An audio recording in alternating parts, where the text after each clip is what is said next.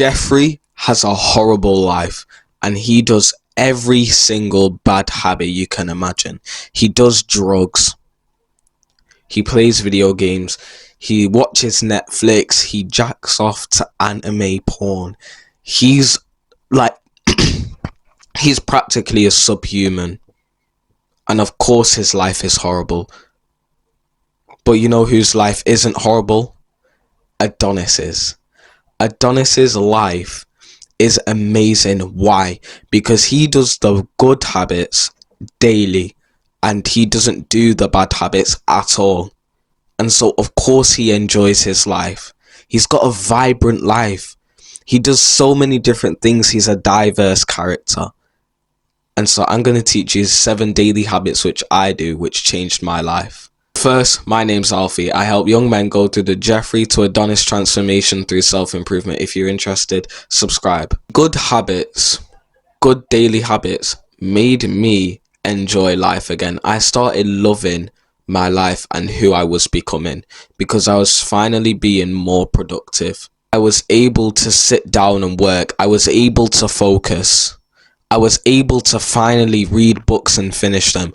I was building a good body in the gym. Not was, I am. I'm building a good body in the gym. And my life is getting better all the time. I can't even recognize the person I was 2 years ago. 1 year ago.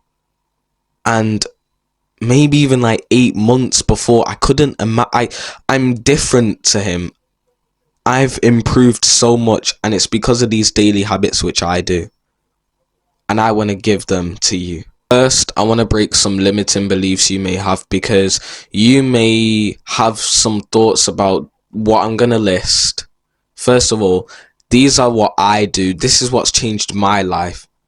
And I think they would do the same for you. Second thing, I don't want you to have any excuses to not do these. Right, just for now, I don't want you to have any excuses. I don't want you to be like, you're gonna hear some of the things and it's like, I'm not doing that, that's cringe.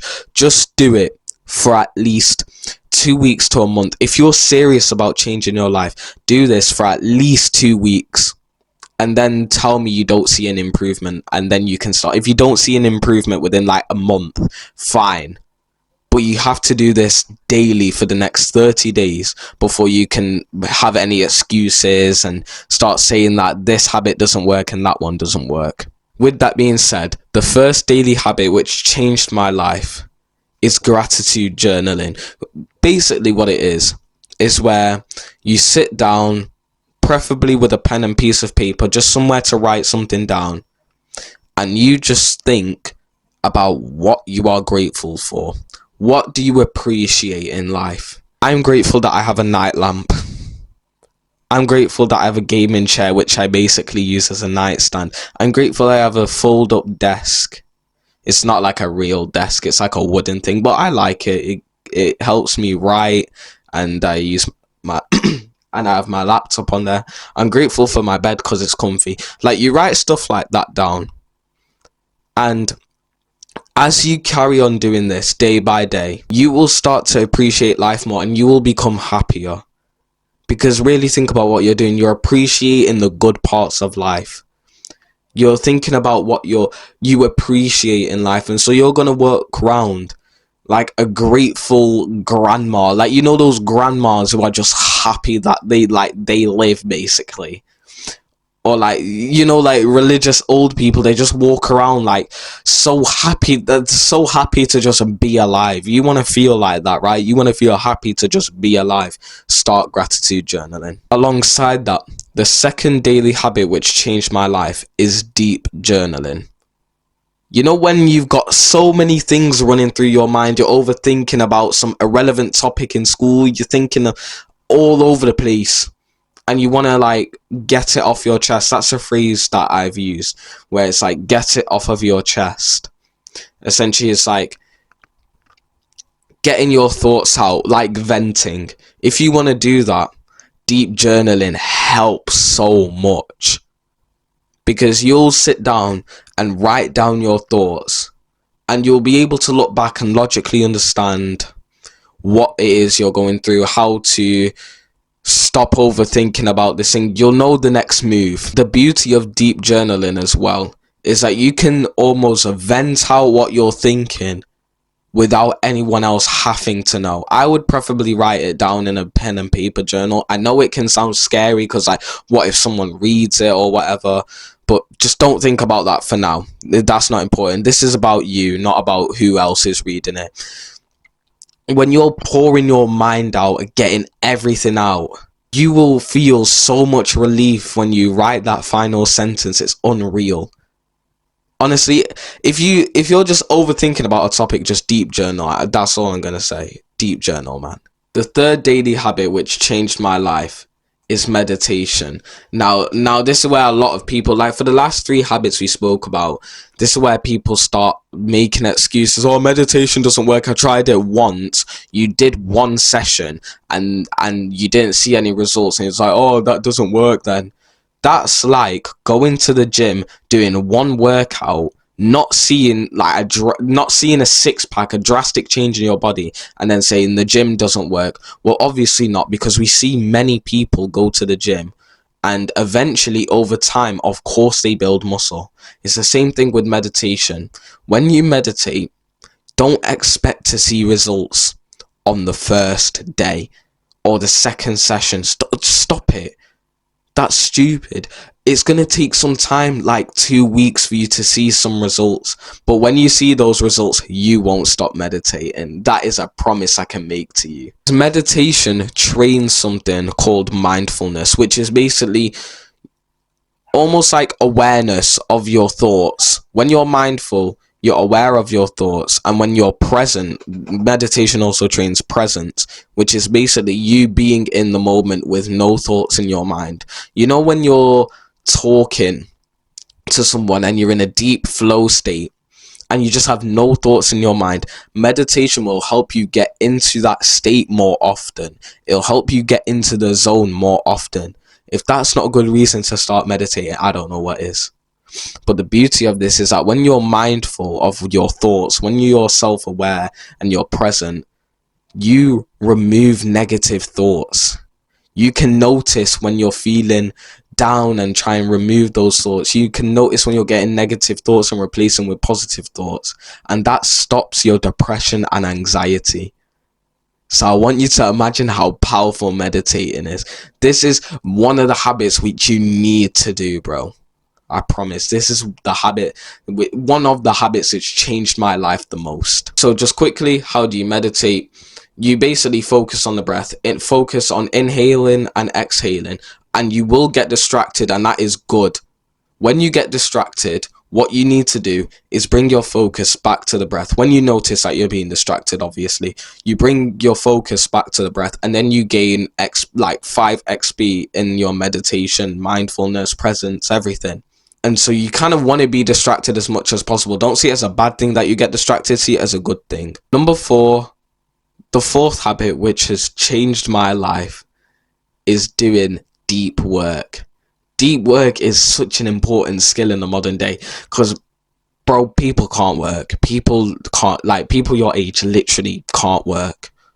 Like, I really want you to think about that. People your age will sit down at a desk for 1 minute doing homework, like, I don't know, Sparks Maths or something. They'll sit down for 1 minute, get bored, and they'll go on TikTok. After they go on TikTok, they'll check their messages. After they check their messages, they'll go back onto TikTok.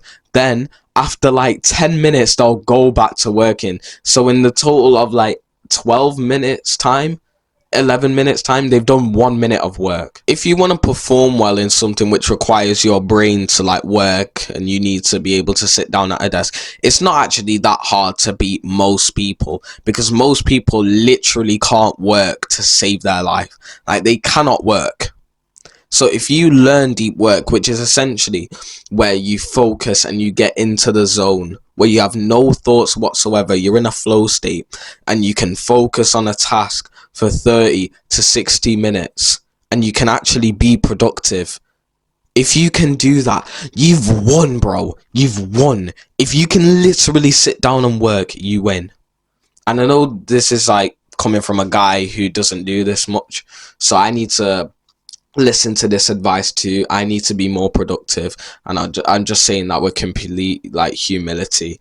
Like I'm not winning right now, you get me? But I know this is what it like this is what a lot of people and my mentors, this is what they say you need to do to win, and it makes complete sense. Obviously, if you don't sit down and work, how are you going to win? If you sit down and work and you can do that consistently, you're going to win. The fifth daily habit which changed my life is improving my sleep, because when you improve your sleep, you improve every other area of life. It's just facts. When you improve your sleep, literally every area of your life will get better. You know, when you've had a good night's sleep, you're like, you know, when you've got off from the airport, you're going back home, and then you just go sleep, and then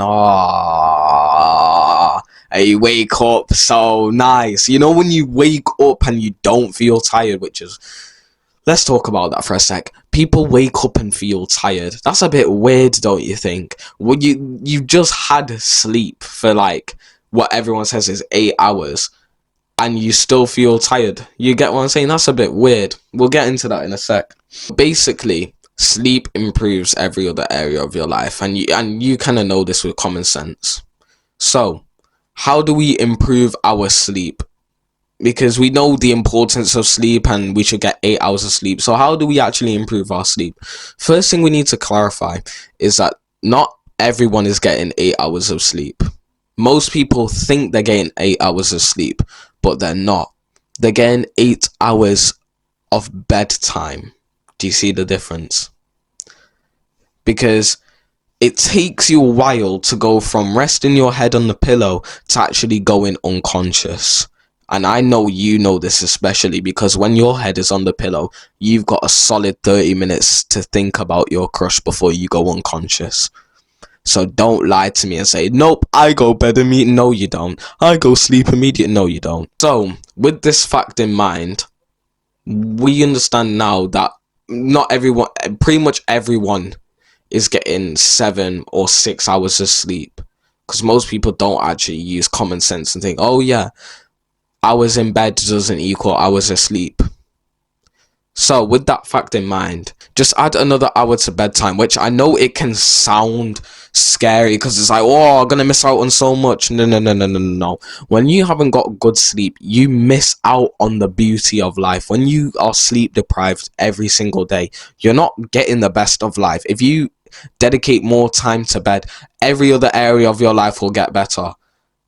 Every other area of your life will get better. So don't worry about dedicating another hour to sleep.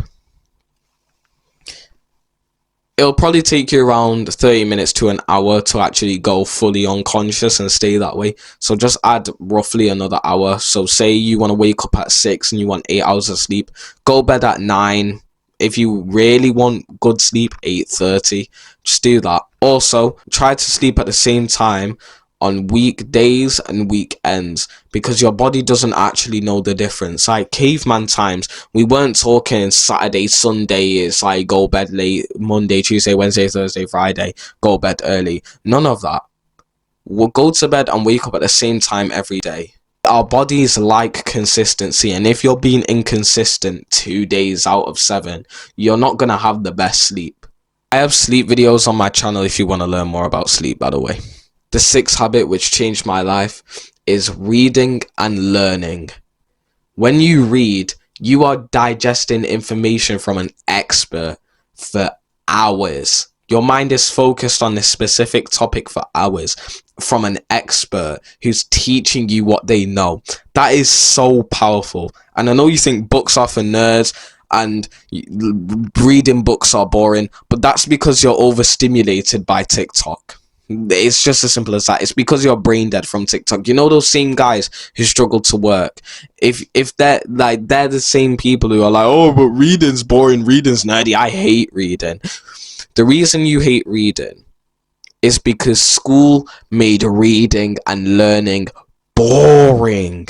You were forced in school to read a boring book about a boring topic which you wasn't interested in, make notes on it, and then you know what I mean, just not have fun reading or learning. And so I don't blame you if you don't want to read and if you don't want to learn. Right now though, you are learning by watching this video. You're learning about 7 different habits which I'm describing my experience of. But I promise you, when you read and learn about a certain topic which you're interested in, oh my gosh, you will love reading. And so if you want an actionable step on what books you might find interesting, I would just go onto YouTube, type in, and just buy one which sounds interesting to you and start reading it. I personally like the book The Millionaire Fast Lane by MJ DeMarco. That's on Money. Really good. I would honestly, if I was to start out reading again, that's probably the book I would choose, because it was addictive to read. I'd read it for hours. The beauty of reading and learning is that you can learn from people who you actually like. In the modern day, you have the internet, which means that you can find someone online who you vibe with, who you connect with, and you can learn from them directly. So it doesn't have to be anymore that you go into school and the teacher that annoys you is the only person you can learn from.